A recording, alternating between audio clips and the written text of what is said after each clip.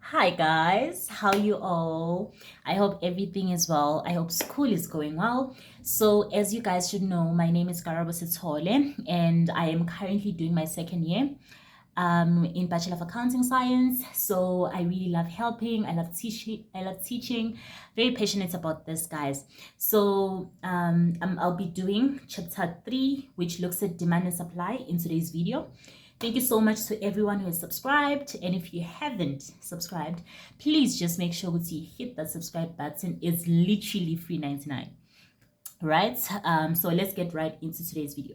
So as I said, we'll be doing demand and supply, and my approach to this is that I'm going to do a video, which is today's video, do a video on demand, do a video on supply, and then do a video on the different changes or shifts that you can have when we're now looking at the relationship between the demand curve and the supply curve, where you could have the quantity being indeterminate or the price being indeterminate. But in today's video, I just want you to really understand what we mean when we say demand and what exactly this demand is. We'll look at things like opportunity cost, the difference between demand and quantity demanded, and the reason why the law of demand is how it is, right?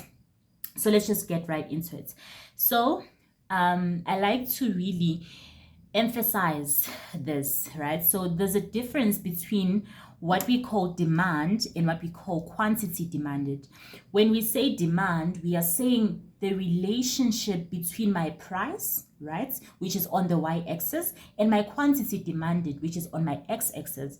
So I'm saying that demand is basically the relationship between the two variables that you have, which will be on your y-axis and your x-axis, right? So we are saying that you're going to have the y-axis and you're going to have the x-axis. Here you're going to have quantity demanded, here you're going to have price. So what we are saying is that demand is the relationship between quantity demanded, right, and the price. So it doesn't only look at one axis, it looks at the relationship between both of these axes, so the quantity demanded and the price, right? And then quantity demanded, on the other hand, looks at the number of units that people are willing and able to buy. So what we are basically saying is that with quantity demanded, it's going to be only the x-axis, right?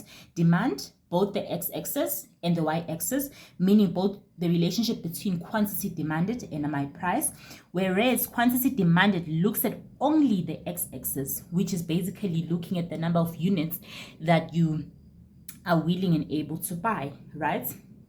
And then we look at the law of demand. The law of demand states that holding everything else constant, right? Ceteris paribus. So what we are saying is that we are holding income constant. We are holding external factors constant.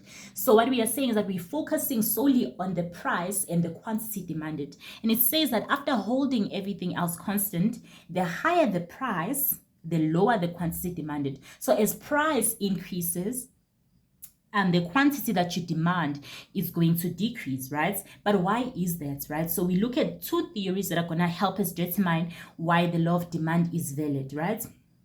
And those two reasons really are the substitution and the income effect. But to really understand this, you need to understand what opportunity cost means. So what opportunity cost means is that it is the cost of what you give up in order to receive something else, right?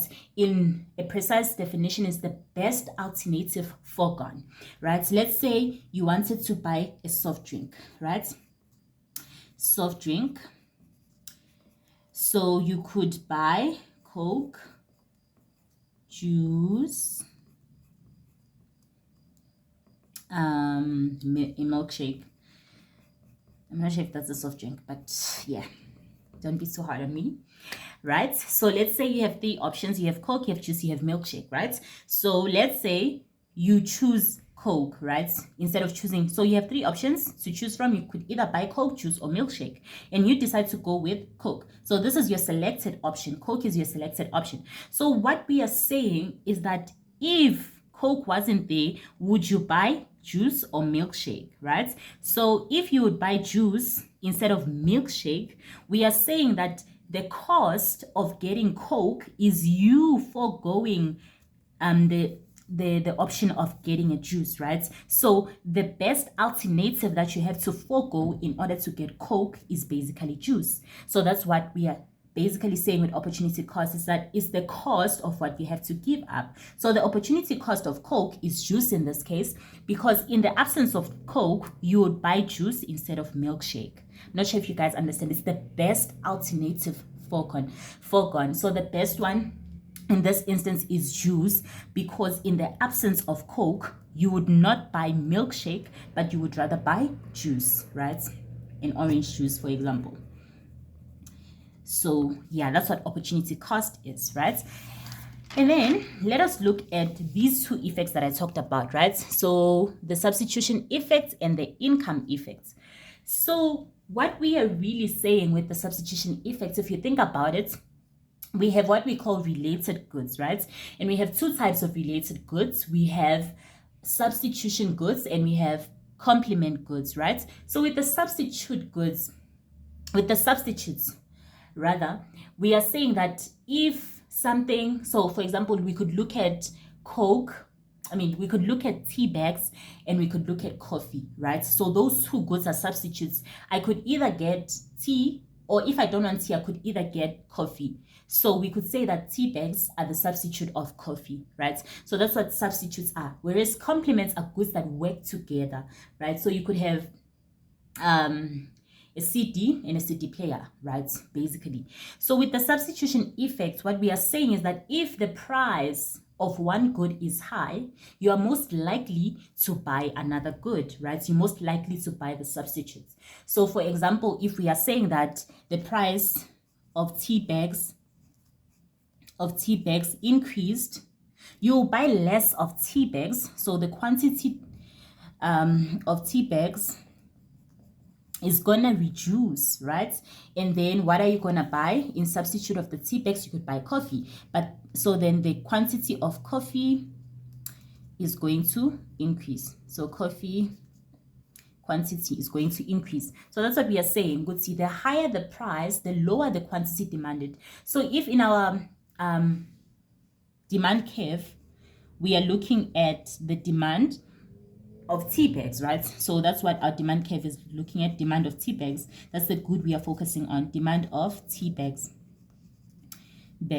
We are saying because of the substitution effect, the higher your price is, the more people are going to buy less of that good, in this case tea bags, and go to buy something else. So the quantity of tea bags is going to reduce because your prices are high, and people are going to substitute your tea bags with coffee, right?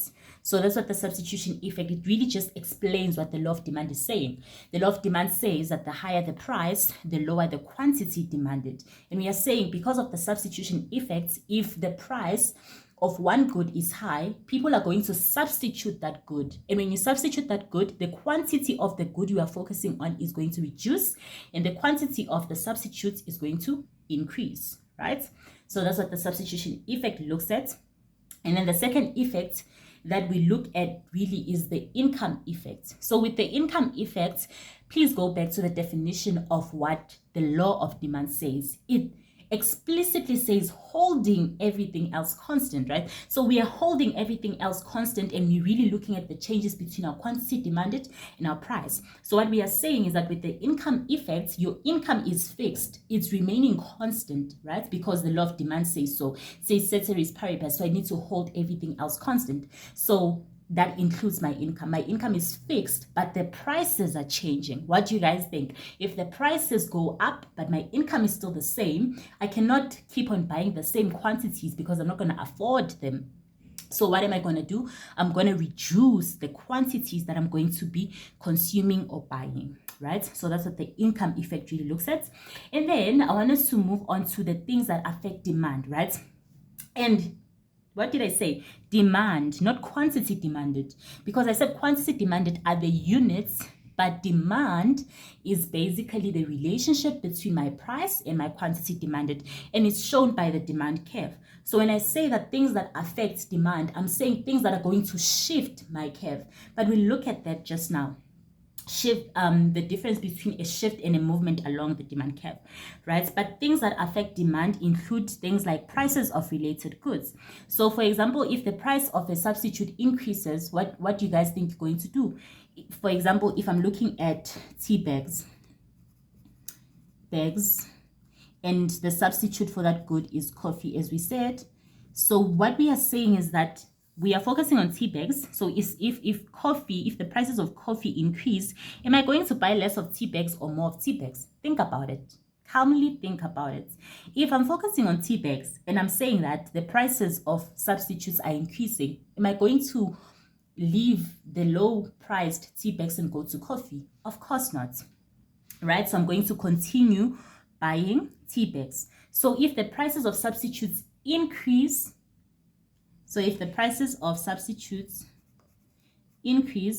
the quantity of the good I'm focusing on is also going to increase, right? And then think about complements. We said that complements, to complement each other means to click, right? You are clicking, right? You are working together. So what we are saying is that if the price of a complement is high, right? So if the price, for example, of a CD is high, what do you guys think? People are going to buy less of CDs, and as a result, if we are looking at CDs and CD players, right? So what we are saying is that if the price of a CD player is high, which is the complement, I need the CD player to be able to play the CD. So what we are saying is that if the price of the CD player is high, then am I going to buy more of CDs or less of CDs? I'm going to buy less of CDs, right? Because the price of my complement is high. So now I need to find something else. I might play music with my phone, I might stream. So I won't buy more of CDs. I'm going to buy less of CDs because the complement of the CD's price is also high. Not sure if I'm making sense, but yeah. So that's the first thing. It's going to cause a shift in my demand curve, right? And then we look at the price of expected future prices. So this is a very important factor and people tend to overlook it. So please make sure you don't do that. So when we say expected future prices, we are basically saying, what do you expect the prices to be in the future, right? And taking that into account, what decision would you make now? And that is important. It's what's going to happen. We are looking at what's going to happen in the future. And considering that, what would you do now? What would happen to the demand curve now, considering what would happen in the future, right? So think about it. If, for example, we expect that the prices are going to increase in the future, that there's going to be inflation, then what are you going to do? Are you going to buy more quantities right now or in the future? Because in the future, they're going to be expensive. You're going to buy more quantities now, right? So the demand of those goods would increase now. And if we expect the prices to reduce in the future, would you buy more now or would you buy more in the future? You would obviously buy more in the future because in the future they are going to be less expensive, meaning that the demand is going to reduce now, right? So the most important thing about this factor is you look into the future and then considering that decision, you take that decision back to now, right? And you decide, is the demand curve going to increase or decrease as of now? Okay, and then income. Obviously, if your income is high, you're going to demand more. If your income is less, you're going to demand less. And then expected future income. If people expect to earn a lot in the future, are they going to spend more in the future or are they going to spend more now, right? Think about it in the sense of credit, right? If you expect to earn more in the future, okay, so I'm sure in your textbook it says expected future income and credits, if I'm not mistaken. And to understand this, really, we are focusing on the credit part, not necessarily the income part. So we are saying that if you expect that your income is going to increase in the future, are you going to take more credit now or are you going to wait for the future? You're going to take more credit now so that you can pay that credit back in the future when you're earning more. Because what's the point of getting credit in the future if you already have that money? So we are saying that if you expect your future income to be high in the future, you're going to start borrowing money right now, which you'll pay back in the future with your future income, right? And vice versa is true. And then we look at the rest of them, population, preferences. So with population, all we are saying, the higher the population, the more your demand will be because of your GDP. And we could also look at preferences, depending on what your country prefers or people in different age groups prefer, your demand could shift to the left or to the right. right? We just talked about shifts, and I want us to really look at that so that you guys are sorted and fine. But before we do that, I just want to tell you guys that I actually do tutoring services. I own a business called Class of Asymptotes, and if you go to my WhatsApp page, you guys will see the prices there. I've hosted boot camps, and people's marks have really improved. And as you guys can see, my work and how I teach. So if you really like how I teach, you can book a session. The sessions are 2 hours long, and they are 200 rands, right, for those 2 hours. I offer services in economics 1 and economics 2. So when you guys do macroeconomics, you can also like hire me as your tutor. I do tutoring in statistics, computational maths, and commercial law. So you guys can book a session. We could go over a past paper, or we could go in depth with the content. Maybe you want me to explain the slides for you, or you want to buy my notes, etc. You can book a session. I'm sure there is a picture on the video, so just please go through that. And if you haven't subscribed, please just make sure that you do so. It really helps. What's the last thing that I want to talk about? Okay, so please, if you want to donate, please don't hesitate. You can donate books, you can donate pens, paper, because to do this content, I'm really using my paper and stationery. So if you guys would like to donate, you're more than welcome to do so. My number is on the screen, right, in the poster that I mentioned. So yeah, let's look at the last thing that I want to talk about. So I want to talk about the shifts, right? So I said that okay, I'm saying it. So changes in demand versus changes in quantity demanded, right? So when there's a change in price, there's gonna be movements along the demand curve, right? So changes in price are gonna result in changes in my quantity demanded, and as a result, they are going to cause movements along. So by movements along, I mean you're still gonna have the same demand curve, demand 0. So for example, the price here could be 10 rand and the price here 5 rand, right? So if I'm moving from A to B, right, do you guys see that my quantity was low here, my quantity is high here? So we are saying that if there's a change in the price, as we are seeing in this case, I'm going to remain in the same demand curve. So I'm just going to have a movement along the demand curve, right? And then changes other than price, which we looked at just now. And we said things like prices of related goods, expected future prices, income, expected future income and credit, population preferences. So those are external factors. They are not price related in a way. So we're saying that if you have these changes that are external factors and are not price, right, then you're going to have a shift in the demand curve.